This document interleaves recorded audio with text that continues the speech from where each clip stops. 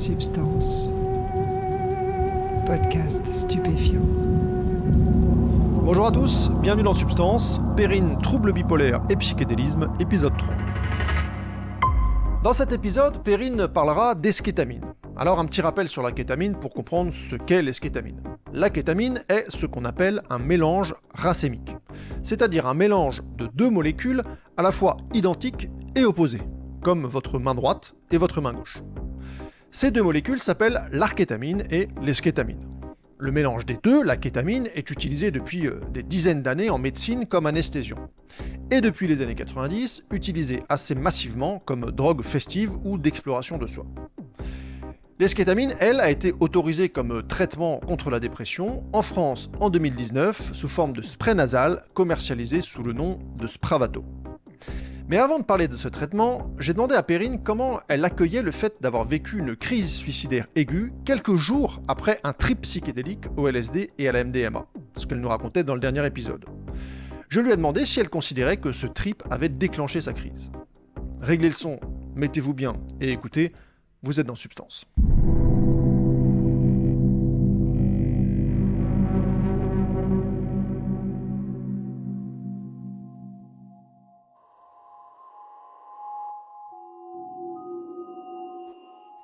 Alors, moi, je suis intimement convaincue, et je crois que c'est parce que ça me rassure, que ce ne sont pas les psychédéliques qui m'ont amenée à cet état-là, et que si j'avais pas eu euh, toutes ces expériences, j'aurais mis fin à mes jours. Et je pense que justement, ça m'a permis d'aller demander de l'aide, alors d'une manière un peu trash et d'une manière un peu décousue, et pas forcément...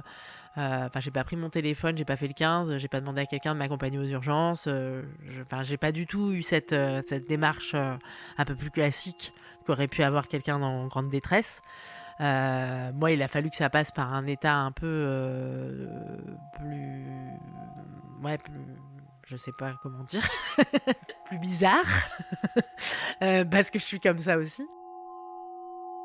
Mais non, je fais pas le lien. Alors j'ai eu beaucoup, après dans mon parcours en psychiatrie, j'ai eu beaucoup de questionnements des psychiatres sur justement l'usage de ces substances et le fait que ça aurait pu me conduire à cet état-là. Moi, je suis vraiment convaincue, mais j'ai rien de... c'est juste moi, ma conviction. Moi, je suis convaincue que c'est le contraire.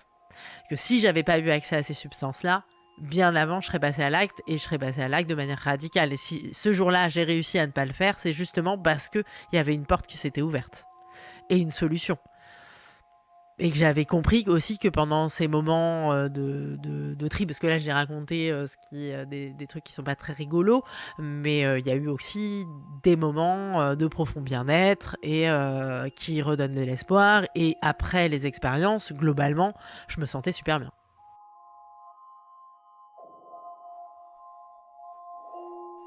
Je crois que l'énormité de l'expérience, la puissance de l'expérience, le mot est plus juste, fait que pour des personnes qui sont isolées avec ça et fragilisées par d'autres pathologies ou par d'autres fragilités au sens large, font que oui, ça peut amener à des choses un peu difficiles à vivre, enfin même très difficiles à vivre, qui sont complexes à assimiler tout seul dans son coin. Et je pense que si j'avais vécu les mêmes choses accompagnée, mais en France c'est pas possible, je pense que ça serait passé différemment, plus doucement. Je pense que j'y serais venue quand même et que les expériences difficiles, je les aurais eues. Donc, je pense que mon cerveau était apte à ce moment-là à recevoir ça, et je pense que quand on revit des traumatismes, c'est que le cerveau, oui, quelque part, il a dit ok, t'es capable de les assimiler maintenant. C'est pour ça que pendant des années on est amnésique et que d'un coup ça ressurgit. C'est pas par hasard, c'est parce qu'à un moment donné on s'en sent capable d'affronter la réalité. Et je pense que, j'espère que si j'avais fait ça dans d'autres circonstances et peut-être accompagné, ça se serait passé plus doucement et je serais pas passée par les urgences. En même temps, j'ai réussi à y aller aux urgences dans des conditions un peu ténébreuses, mais j'ai quand même réussi à y aller. Alors, j'ai passé, après ce passage aux urgences, j'ai passé de très très très longs mois hospitalisée. dans plusieurs hôpitaux. Alors, j'ai essuyé beaucoup d'échecs thérapeutiques, notamment, je pense que j'ai testé à peu près tous les antidépresseurs qui existent. Je pense que je pourrais écrire un catalogue sur les effets secondaires des médicaments. Donc j'ai testé beaucoup d'antidépresseurs, beaucoup de régulateurs de l'humeur, enfin plein de choses. C'est pendant ce parcours psychiatrique que qu'ils ont mis le doigt sur la bipolarité, même si ça fait pas longtemps que le diagnostic est tombé officiellement et que j'ai dit d'accord, je veux bien signer pour ça. C'est quand même dès ma première hospitalisation que ça a été mis sur la table, avec aussi des délires et des angoisses de l'ordre de la psychose. Et c'est en 2023. Donc ça faisait plus d'1 an que alors, j'ai pas été hospitalisée pendant 1 an non-stop, j'ai quand même eu le droit de sortir de temps en temps, mais j'y retournais relativement rapidement après, parce que les médicaments marchaient pas et que je m'en sortais pas. Et en mai ou juin 2023, j'étais hospitalisée à Sainte-Anne et j'ai pas fait une tentative de suicide à l'hôpital, mais en tout cas j'ai fait une crise suicidaire à l'hôpital qui a été... Je me rappelle pas bien de tout non plus, parce que c'est des moments où on se rappelle pas forcément de ce qu'on fait, de ce qu'on dit. En tout cas, il y a une infirmière qui est entrée dans ma chambre à ce moment-là. Je pense pas être passée à l'acte. Euh, Et c'est suite à cet incident-là qui m'a mené à encore une énième fois de l'isolement, pardon, des conditions de la psychiatrie en France quand ils savent pas quoi faire de leurs patients, quand ils sont un peu dépassés, qu'on m'a proposé une cure d'eskétamine. Alors, ils ont laissé passer quelques jours après ma crise et puis mon enfermement où en fait on est sédaté et on attend que ça passe avec quelqu'un qui vient te voir toutes les 10 minutes pour voir si tu t'es pas pendu avec le peu de choses qu'ils t'ont laissé, c'est-à-dire rien. Parce que t'es habillé dans des habits qui sont indéchirables, immettables aussi d'ailleurs. Et t'as plus d'oreiller, plus de couette, plus de barreaux, enfin t'as plus rien en fait. J'avais même pas le droit d'avoir un stylo. Et donc ils ont laissé passer ce temps-là avec sous grosse sédation. Et après, petit à petit, je suis sortie de la sédation et le médecin est revenu me voir. C'est là qu'il m'a expliqué qu'ils avaient d'autres stratégies. Moi, j'attendais que ça, en fait, parce que j'avais bien capté que leurs antidépresseurs, ça allait jamais marcher et qu'à l'hôpital, ils pouvaient disposer de la kétamine et que je comprenais pas pourquoi on me l'avait pas proposé avant. Sauf qu'en fait, ça coûte extrêmement cher comme protocole. Ils sont pas très à l'aise avec ça dans les hôpitaux, en tout cas les hôpitaux dans lesquels je l'ai fait. Même si moi j'ai commencé à Sainte-Anne et ils sont quand même un petit peu au fait, ils ont même une unité dédiée. Donc ils m'ont présenté la chose en me disant que c'était la stratégie thérapeutique qu'ils envisageaient pour moi. Donc ils m'ont expliqué brièvement les effets secondaires du médicament. Donc moi ça m'a fait rire parce que les effets secondaires du médicament en fait c'est le trip. Donc on n'a pas tout à fait la même notion. Donc du coup voilà, enfin, le médecin connaissait, ça faisait quand même un petit moment que j'étais suivie, donc il connaissait mon passif et il savait que je connaissais, pas que je savais ce que c'était qu'un trip, même si j'avais jamais pris de kétamine. Et donc il m'a décrit les effets secondaires, donc la dissociation, la sensation d'anesthésie du corps, etc. Et ils m'ont expliqué dans quel contexte ça allait être donné, que c'était contrôlé, qu'on allait contrôler ma tension, qu'on allait voilà. Et donc moi, ce qui était prévu au départ, donc c'était du Spravato, donc c'est de l'eskétamine. C'est un peu moins puissant pour avoir pris après de la kétamine. De la vraie en snifant, c'est quand même beaucoup moins puissant. Et donc ma première prise à l'hôpital, ça a été enfin, je pense que c'est ça qui m'a sorti de la crise suicidaire. Alors ça a été long puisque j'ai été suivie à l'hôpital sous eskétamine pendant 2 ans et demi. Ça a été très long chez moi. Généralement les cures elles sont plutôt de 6 mois donc moi j'ai un peu quadruplé le score.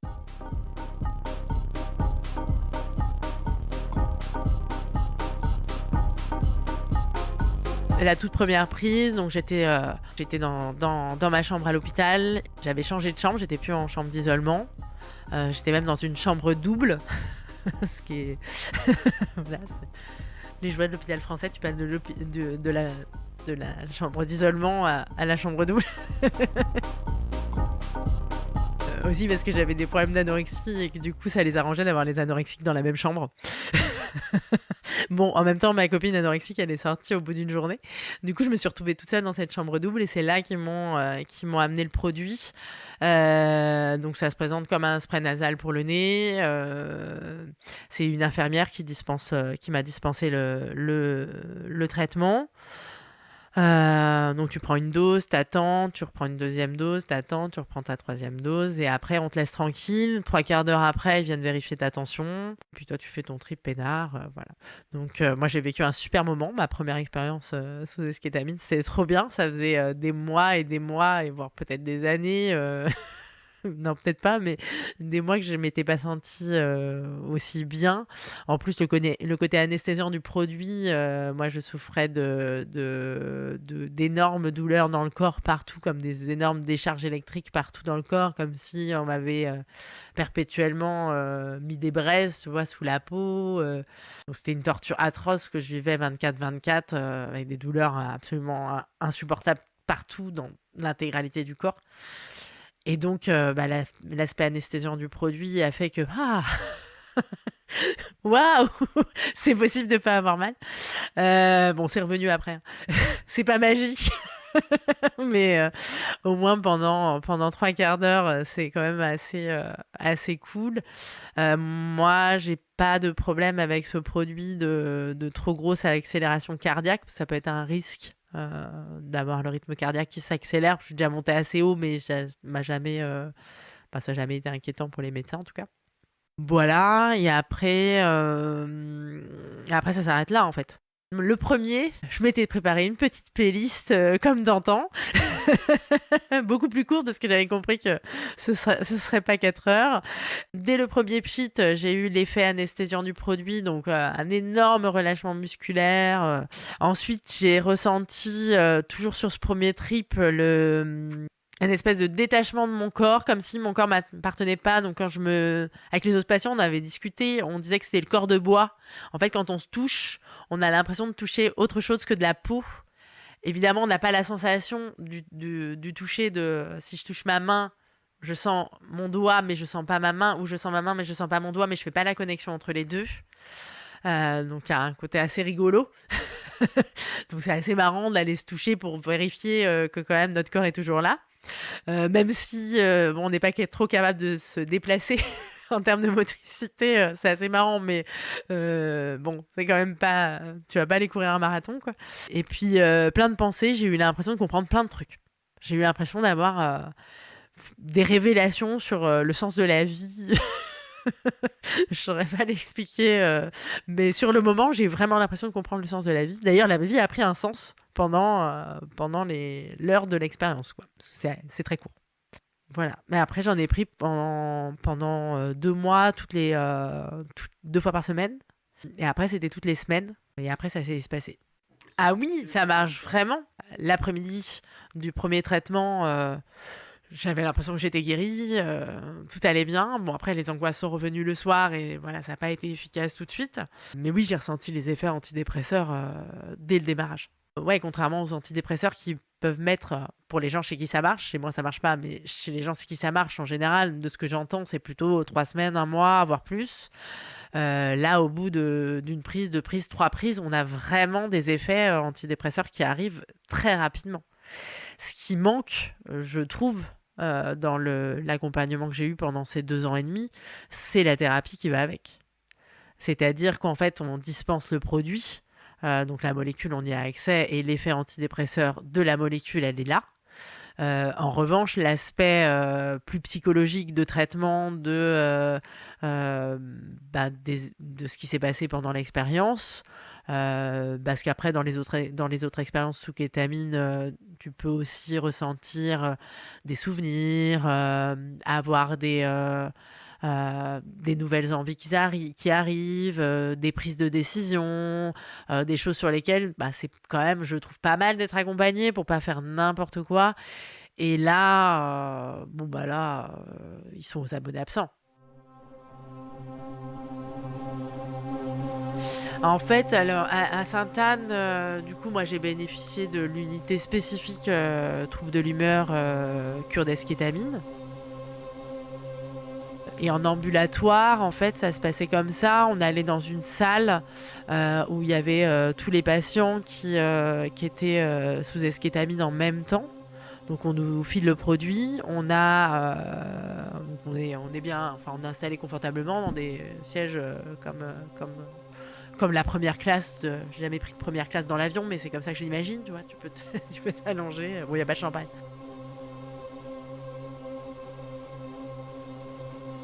T'es relativement confortable, tu règles ton fauteuil, tu peux mettre ta petite musique, il y en a qui s'endorment, il y en a beaucoup qui vomissent.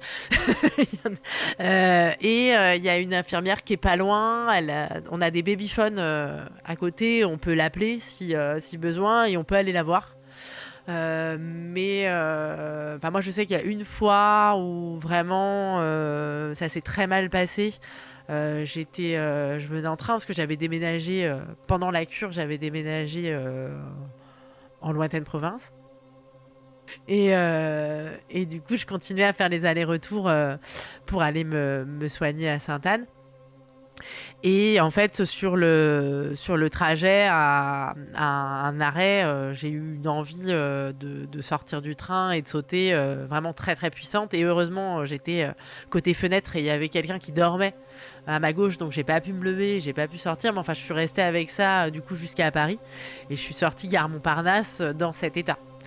Donc il a fallu aller de gare Montparnasse à Saint-Lazare. Bon, à Sainte-Anne, c'est un quart d'heure à pied, ça va. Mais quand t'as envie de te jeter sous une voiture, c'est très long. et c'est un petit peu dangereux quand même. Et quand je suis arrivée, j'étais vraiment pas bien. Donc là, dans cette unité-là, on est vu à chaque fois par le psychiatre avant. On est suivi par l'infirmière pendant s'il y a besoin. Et on est revu par la psychiatre après. Sauf qu'en fait, on est 6 ou 7 patients, je crois, par session. Et du coup, le temps avec le psychiatre, il est très court. Et puis c'est une psychiatre, c'est pas une thérapeute. Enfin, moi, j'y vois une nuance, même si elle est super. Et qu'elle m'a beaucoup aidée. Et qu'elle continue à beaucoup m'aider. Donc je veux pas lui jeter du sucre. Je pense qu'elle fait vraiment du mieux qu'elle peut. Mais il y a quand même un problème de temps disponible pour le patient. Et cette fois-là, c'est mal tombé. L'infirmière de référence était absente et c'était un remplacement d'une autre unité, de l'unité des troubles du comportement alimentaire que j'avais vu dans un autre contexte, que j'avais pas du tout envie de voir. Et je n'ai rien contre ce monsieur, mais vraiment, c'était pas le bon jour pour que ce soit lui. Et j'ai passé toute la séance d'eskétamine en boule sur le fauteuil avec des douleurs atroces. L'effet anesthésiant du produit a pas du tout fonctionné. En fait, j'étais dans un état beaucoup trop difficile je sais pas s'ils ont bien fait de me donner le produit quand même ou pas. Je sais pas s'ils ont bien fait, je sais pas si j'ai bien fait aussi de faire quand même la séance, j'en sais rien. Mais je suis ressortie dans un état vraiment pas possible, quoi. Voilà, cette fois-là.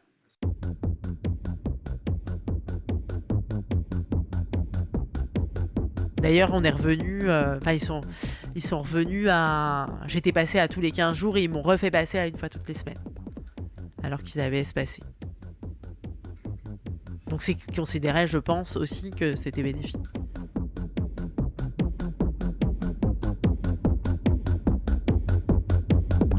Trip bien particulier que ces prises d'eskétamine à l'hôpital Sainte-Anne, une institution de la psychiatrie française.